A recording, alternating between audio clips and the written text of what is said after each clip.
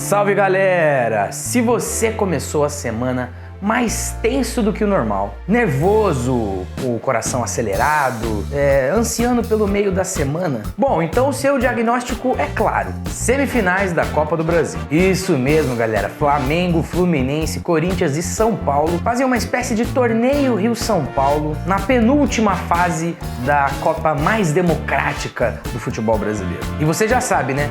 A análise completa dos confrontos você confere aqui na TV Torcedores. Se liga aí.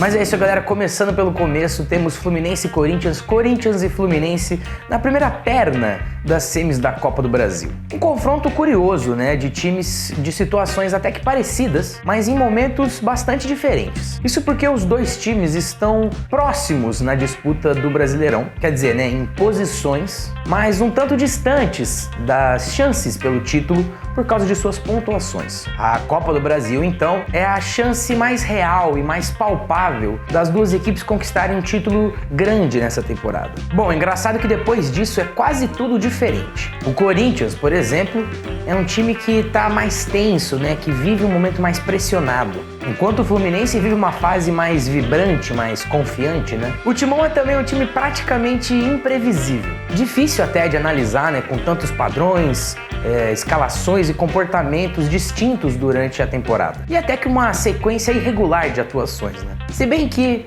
se a gente olhar o desempenho, a equipe de Vitor Pereira vem numa crescente, ainda que os resultados não foram necessariamente tão favoráveis na sua sequência recente. E no fim das contas, o problema pode ter sido simplesmente ter enfrentado times com projetos mais longos, né, equipes mais prontas, como o Flamengo e como o Palmeiras. O Fluminense, por outro lado, tem um padrão muito bem definido e a gente sabe exatamente o que esperar do time. Estamos falando do novo dinizismo, né, a metodologia 2.0 do treinador tricolor, e que falamos muito bem em detalhes em uma análise aqui na TV Torcedores, no vídeo que você consegue conferir aqui na tela. Bom, e o que dá essa segurança para poder falar do time do Diniz é que a consistência da equipe foi posta à prova nesses últimos tempos. Primeiro com a reação nas quartas de final contra o Fortaleza, né? Que o time saiu perdendo de 2-0, conseguiu buscar o empate e, consequentemente, a classificação. E também com um elenco mais consistente e que tem sido mais utilizado dentro do Brasileirão, né? Com reservas como William Bigode e agora o Michel Araújo, mostrando que podem ser úteis, inclusive nessas semifinais. De qualquer jeito, o confronto em si se desenha de uma maneira um pouco mais previsível. Com o Corinthians, por exemplo, encerrando aquele seu rodízio que marcou boa parte da temporada e estabelecendo um time principal, e que foi encontrado, curiosamente, na volta das quartas de final, em que o Timão eliminou o Atlético Goianiense, fazendo uma bela goleada lá na Neoquímica Arena. Um time com Yuri Alberto mais protagonista, com Renato Augusto no meio, com Fausto Vera sendo uma boa opção e com Roger Guedes um pouco mais coletivo, digamos. O Flu, por outro lado, tem as suas armas já muito bem definidas há algum tempo, né? Como o poder de decisão do Cano, como a movimentação do Arias, os passes geniais de Paulo Henrique Ganso e até a chegada surpresa do lateral /ponta/meia Caio Paulista. Da mesma maneira, a gente pode esperar estádios lotados e os seus respectivos times da casa jogando para ganhar, né? O que resta então é a gente aproveitar alguns dos duelos que teremos dentro de campo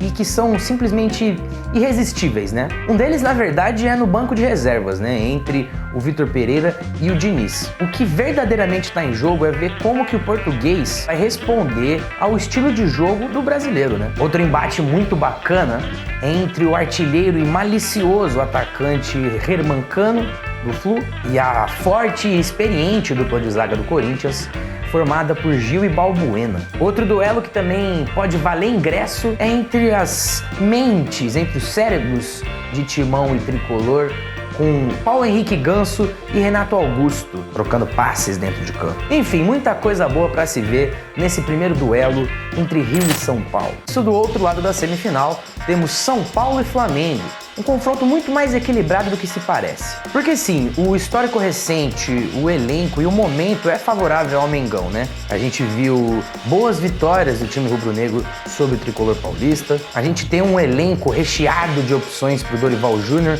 o que não é necessariamente verdade para o Rogério Ceni. Fora que o desempenho e a confiança do Flamengo estão lá em cima, né? Mas a questão é que onde você olha, você consegue encontrar equilíbrio também. Por exemplo, as duas equipes estão envolvidas em semifinais simultâneas de outros torneios, né? O Fla com a Libertadores e o São Paulo com a Sul-Americana. Mas a principal questão é que o time paulista se fortaleceu muito coletivamente como uma equipe nos últimos tempos, né? Justamente com os avanços simultâneos nos torneios de mata-mata, em que teve que superar assim boas adversidades, né? Algumas situações de grande pressão, né?